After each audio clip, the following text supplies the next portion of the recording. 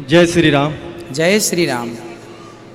मैं प्रश्न तो बहुत पूछना चाहता हूँ आपसे, बहुत जिज्ञासा है मेरे अंदर, लेकिन एक प्रश्न पूछना चाहता हूँ मैं धर्म के बारे में नहीं पूछना चाहता, ना गीता में रामायण के बारे में, बस ये पूछना चाहता हूँ कि हिंदुओं में एकता का अभाव क्यों है महाराज। मैं आज देखता हूँ कि हिंदुओं का इतना उनका शोषण हो रहा है, हिंदू स्वयं हिंदुस्तान में कम होते जा रहा है।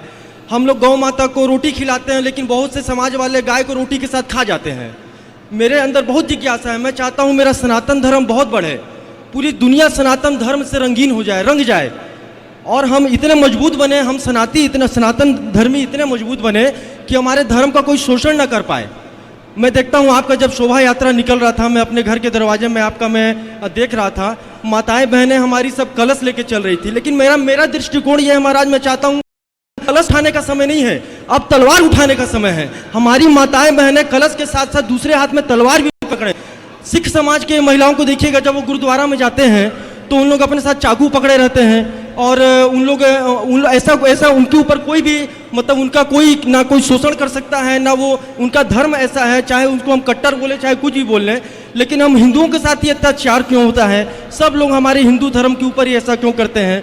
और दूसरी बात क्या है, फिल्मों में सीरियलों में हर जगह दिखाया जाता है हमारे धर्म का अपमान होता है, लेकिन हिंदू भाई लोग जो अपमान करता है उन्हीं फिल्म स्टार को हीरो बना देते हैं।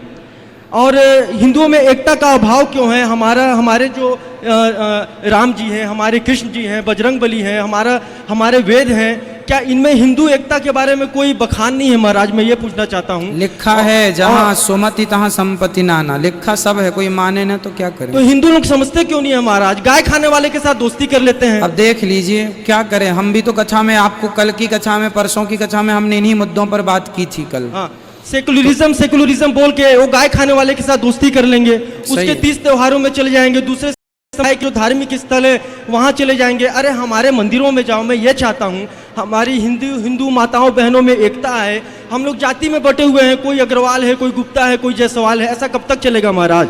मैं यही बस पूछने आपसे आया हूँ, और मैं बहुत इंतजार कर रहा था इस घड़ी का कि मैं आपके सामने आया। मेरा सौभाग्य जो मैं आपके नहीं, आपकी चिंता जायज है, आपके प्रश्न उचित हैं।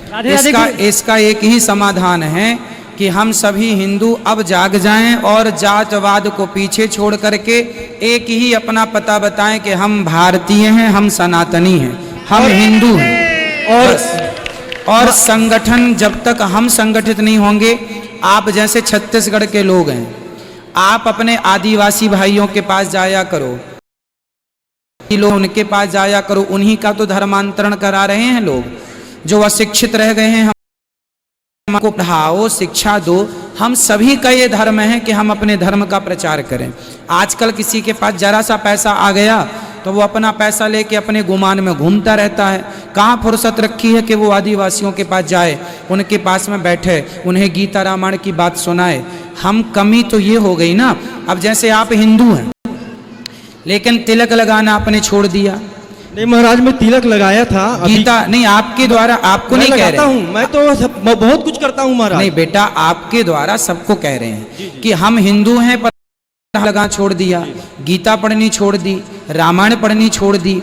जब हम आज पूछो, आज आप अंबिकापुर के बच्चों से पूछना कि कृष्ण जी कौन है, 99.99 बच्चे नहीं बता पाएंगे कि कृष्ण कौन है। इनकी माता कौन है नहीं बता पाएंगे, इनके पिता कौन है नहीं बता पाएंगे। क्यों?